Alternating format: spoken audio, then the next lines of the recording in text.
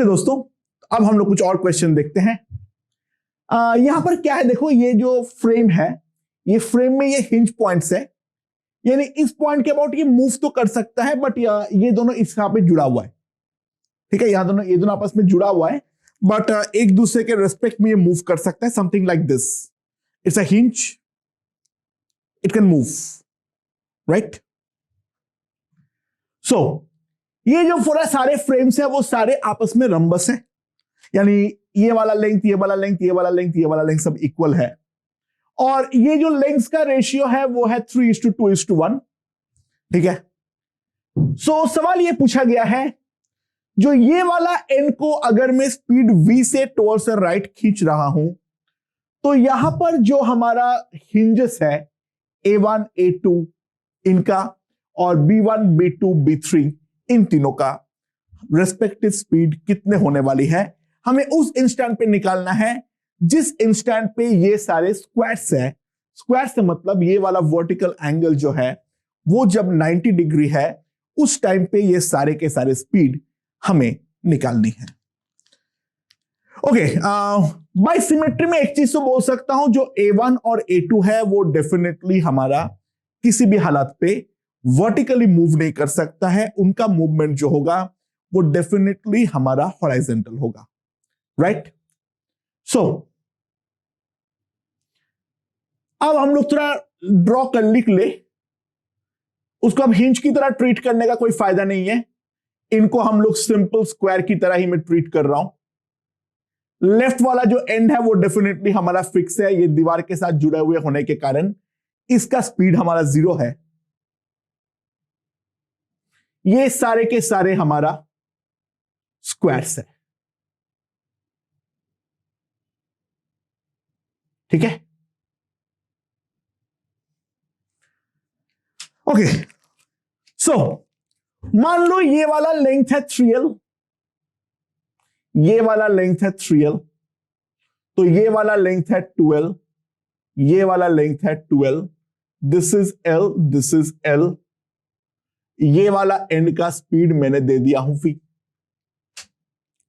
अच्छा, कोई भी इंस्टेंट पे जब ये वाला एंगल मेरा 90 डिग्री बनेगा, तो इट इज क्लियरली एविडेंट ये वाला डिस्टेंस जो होगा वो होगा 3√2L, ये वाला डिस्टेंस जो होगा वो होगा 2√2L, और ये वाला डिस्टेंस जो है वो होगा √2L।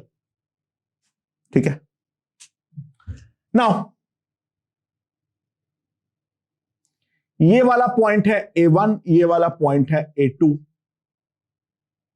ये वाला पॉइंट जो है वो है A3। ठीक है, ना ध्यान दो, बहुत सिंपल सी बात है, ये जो टोटल लेंथ है, ये टोटल लेंथ कितना है 6√2L। ये जो टोटल लेंथ है वो मेरे पास कितना है, ये टोटल लेंथ है 6√2L। ठीक है, ना अगर मैं ध्यान दूं, ये वाले पॉइंट का स्पीड है मान लो v1, और ये वाले पॉइंट का स्पीड है मान लो v2, क्योंकि ये वाला पॉइंट स्टेशनरी है, मैं सारे डिस्टेंस इसके रेस्पेक्ट में मेजर करूंगा। देखो दोस्तों, जो दिया हुआ है d/dt ऑफ 6√2L, ये मुझे v दिया हुआ है। ठीक है, now what will be the value of v1? ध्यान देना, v1 जो है वो है d/dt ऑफ 3√2L, यह है v1। And what is the value of v2? That is d/dt of, इन दोनों को ऐड कर लो, that is equals to 5√2L, right. तो यहां से मैं एक चीज देख सकता हूं, जो dl/dt जो है उसका वैल्यू मेरे पास है v/6√2। जो dl/dt का वैल्यू है वो है v/6√2। सो v1 का जो वैल्यू आएगी, v1 that is 3√2 into dl/dt, that is 3√2 into v/6√2, and that will be equals to v/2। सो v1 का जो वैल्यू है वो मेरे पास साफ साफ आ गया है v/2। और यहां पर अगर मैं दूसरे वाले पे ध्यान दूं तो दूसरे वाले पे v2 जो है that is equals to 5√2 into dl/dt, that is 5√2 into v/6√2, and this will come out to be equals to 5v/6। सो मेरे पास यहां से v1 और v2 का वैल्यू जो है वो हमारा आ चुका है, राइट। सो अब सवाल ये है, जो मैं टॉप मोस्ट पॉइंट्स का जो वेलोसिटीज है उन वेलोसिटीज को मैं किस तरीके से निकालूंगा। अच्छा, यहां पर एक चीज ध्यान देना, जो टॉप मोस्ट पॉइंट है उनके जो वेलोसिटीज होंगे वो हमारा हॉराइजेंटल और वर्टिकल दोनों डायरेक्शन में होने वाला है। ऑब्वियस सी बात है, जैसे मैं इस सिस्टम को आगे ले जाऊंगा तो ये b1 और ये जो करस्पॉन्डिंग b1 डैश पॉइंट मान लो, ये दोनों भी मेरा आगे भी बढ़ेगा और साथ ही साथ इसका लेंथ वाइज कॉन्ट्रैक्शन जो है वो भी डेफिनेटली होने वाली है। सो अगर मैं b1 पॉइंट को एनालाइज करने का कोशिश करूं, ध्यान देना,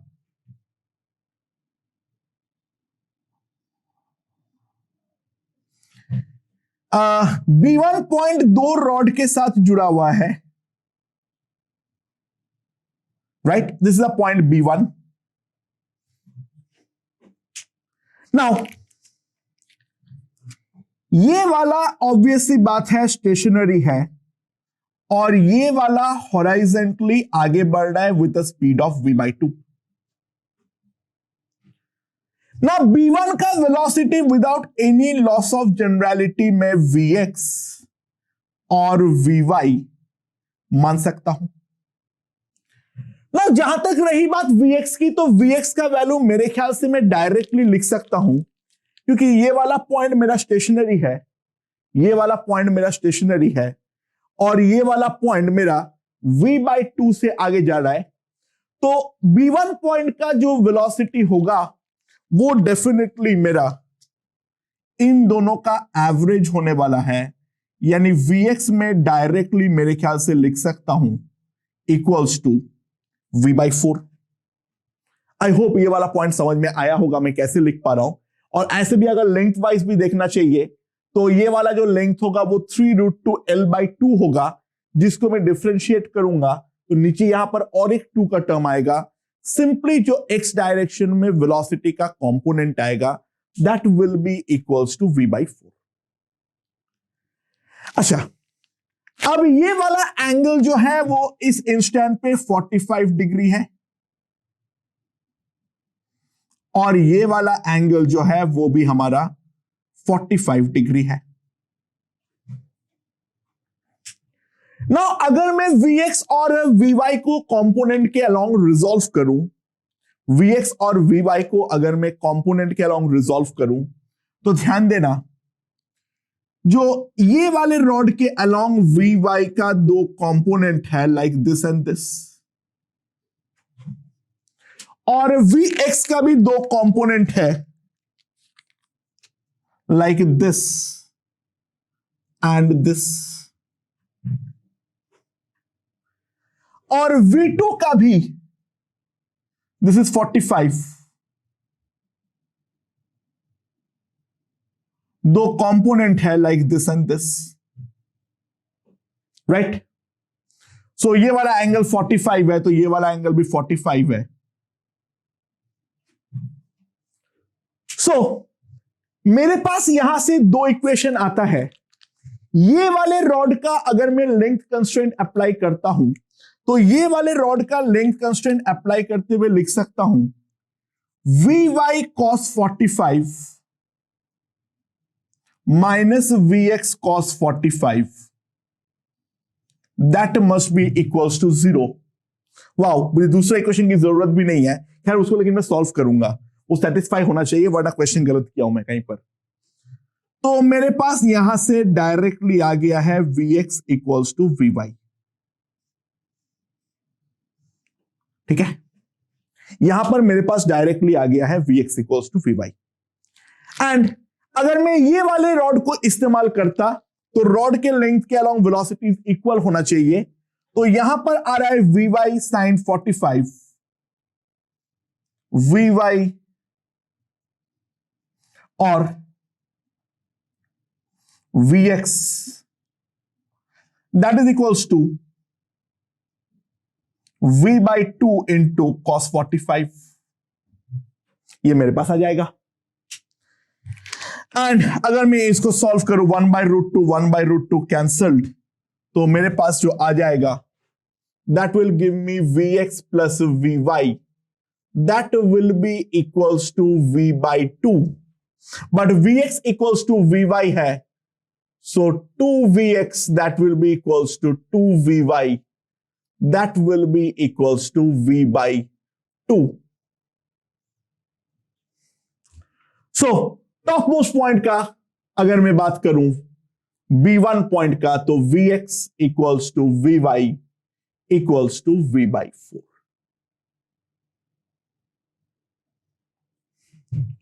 राइट, और नेट स्पीड अगर कोई पूछेगा तो √d² बाई दिस, तो नेट स्पीड मेरे पास आ जाएगा v बाई 2√2। ठीक है, आई होप ये वाला पॉइंट समझ में आया होगा। And now let's move on to the next point b2। ठीक है, now let's move on to the b2। तो यहां पर जो b2 का कनेक्शन है उसके बारे में अगर मैं बातचीत करूं, जो B2 का कनेक्शन है मैं उसके बारे में अगर बातचीत करूं, ये वाला पॉइंट मेरा V बाई 2 से आगे बढ़ रहा है और ये वाला पॉइंट मेरा 5V बाई 6 से आगे बढ़ रहा है। राइट, सो इसका जो Vx है वो मैं डायरेक्टली मेरे ख्याल से लिख सकता हूं, इसको भी मान लेता हूं। यहां पर है Vx और यहां पर है Vy, एंगल्स तो सारे 45 है।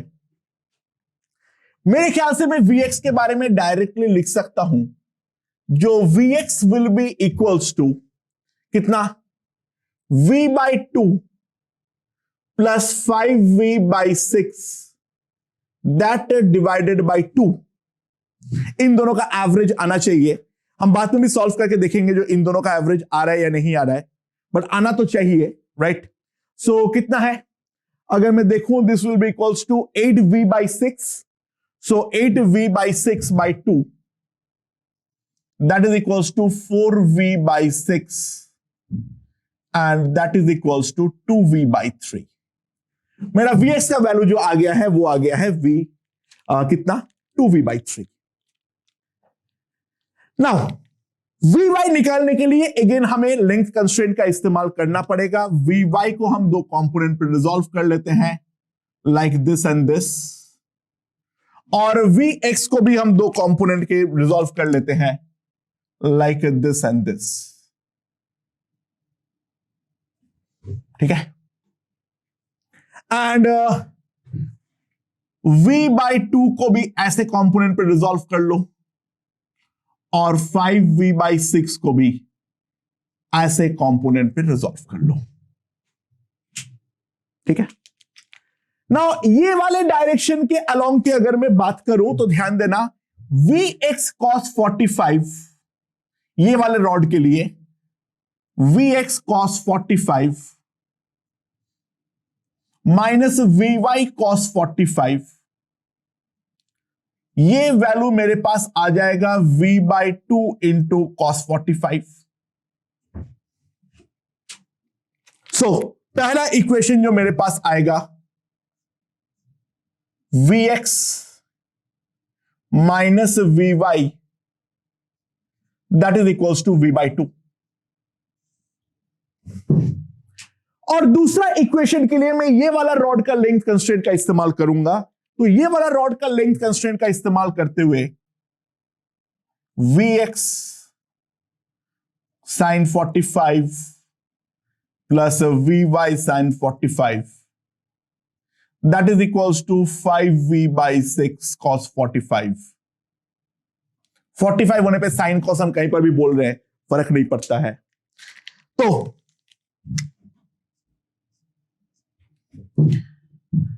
हम लिख सकते हैं Vx plus Vy that is equals to 5v/6।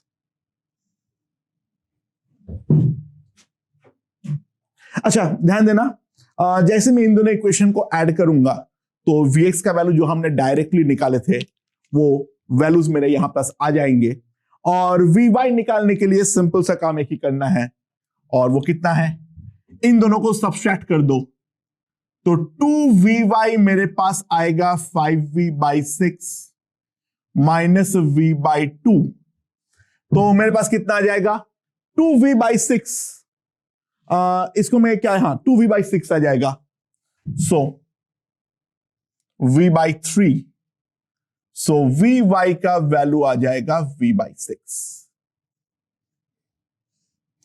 Vy का वैल्यू आ जाएगा v/6। और जो नेट स्पीड होगा, नेट स्पीड कोई निकालने के लिए बोलेगा, that will be under root 2v/3 का होल स्क्वायर प्लस v/6 का होल स्क्वायर। 2v/3 का होल स्क्वायर बाई v/6 का होल स्क्वायर। सो क्या आ जाएगा मेरे पास, this is equals to under root 4v² 9 plus v² 36, तो 16 17, so that will be equals to √17/6 into v। ये हमारा B2 वाले पॉइंट का नेट स्पीड होने वाला है। और जहां तक रही बात B3 की, ठीक है, अब B3 को निकालने के लिए वापस सेम चीज अप्लाई करेंगे। सो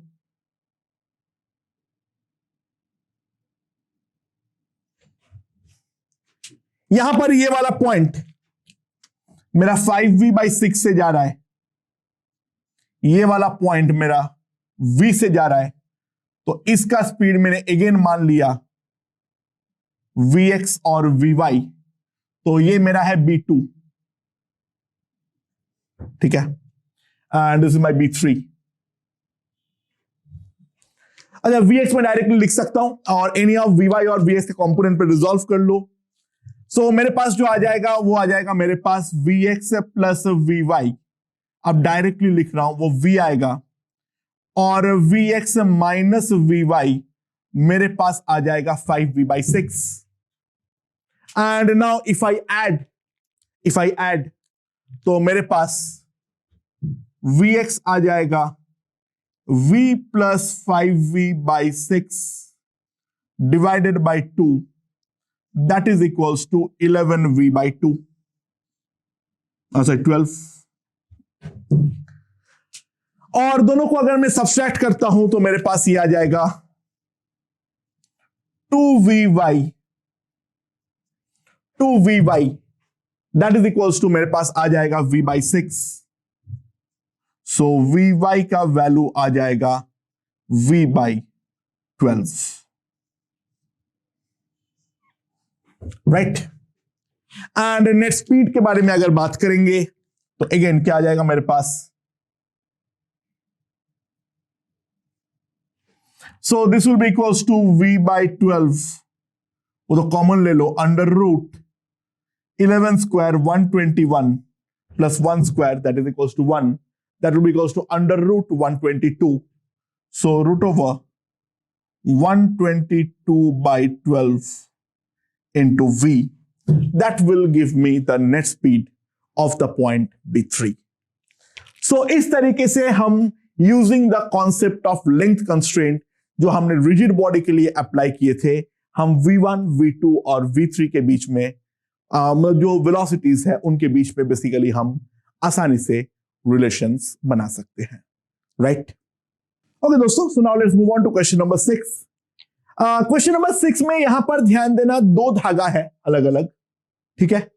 सो अगर हमारे पास दो धागा है तो उन दोनों धागे का इंडिविजुअल हम पावर थ्योरम अप्लाई करेंगे, क्योंकि अगर हम ये वाला पार्ट को और ये वाला पार्ट को सेपरेट आउट कर दे, दोनों का, इन दोनों पार्ट को अगर हम सेपरेट आउट कर दे, राइट? सो इन दोनों को सेपरेट आउट करने के बाद हम आसानी से देख सकते हैं जो दोनों धागे में हम इंडिविजुअल लेवल पे पावर थ्योरम डेफिनेटली अप्लाई कर सकते हैं। यानी मैंने प्रॉब्लम को यहां से तोड़ डाल रहा हूं, राइट? अब टेंशंस मार्क करो अलग अलग। यहां पर मान लो टेंशन है T, तो यहां पर भी है T, तो ये वाले ब्लॉक पे है 2T। यहां पर 2T है तो यहां पर ये वाला, तो ये वाला धागा है, ये T है, ये T है, तो यहां पर 2T है और यहां पर T है। तो एक जो स्ट्रिंग का एनालिसिस हो गया वो तो यहां तक हो गया।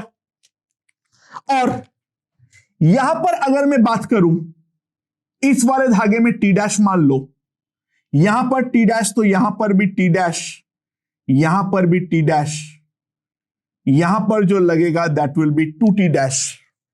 तो यहां पर हमारे दोनों स्ट्रिंग अलग अलग हो गया है।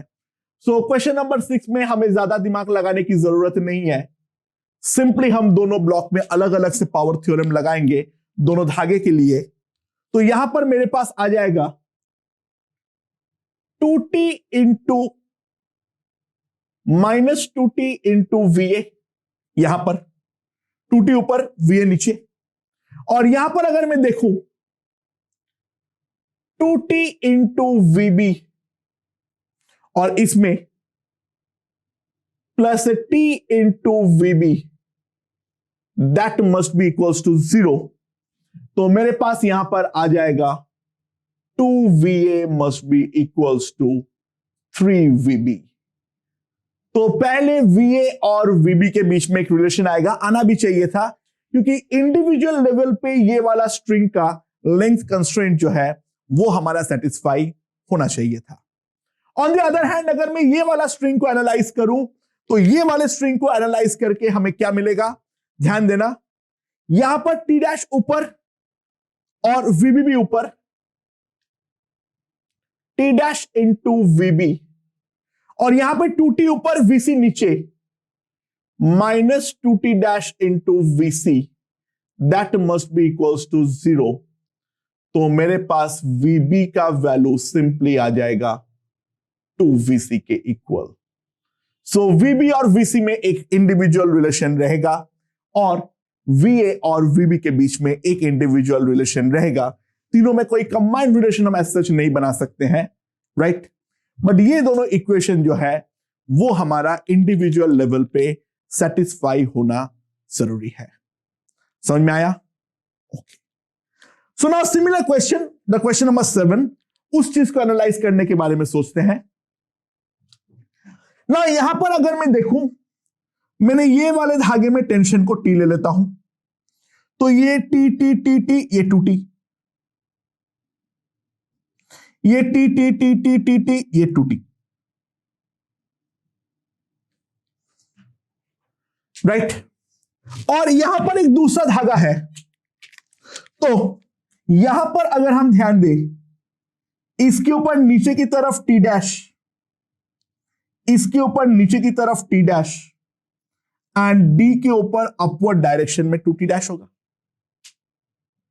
सो अगर मैं केवल और केवल पहला वाला स्ट्रिंग को एनालाइज करूं, यानी जिसमें टेंशन T वाला जो पार्ट है उसके बारे में अगर मैं एनालाइज करूं, तो इस वाले क्वेश्चन पे ध्यान दिया जाए, जो T वाला पार्ट है उस पे इंडिविजुअली हमारा लेंथ कंस्ट्रेंट जो है वो लगना चाहिए।